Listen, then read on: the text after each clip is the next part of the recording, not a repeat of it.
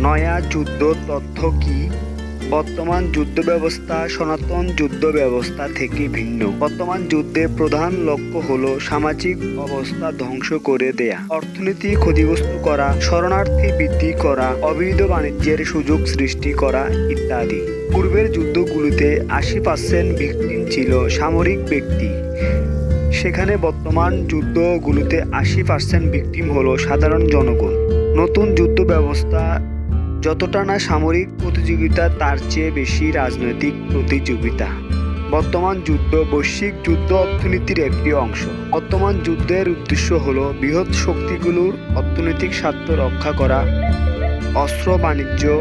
সিরিয়ার ইয়েমেন যুদ্ধে বৃহৎ শক্তিগুলো নিউ ওয়ার থিওরি, নয়া যুদ্ধ তথ্য অনুসরণ করছে, তা আজ বিশ্ববাসীর কাছে দৃশ্যমান।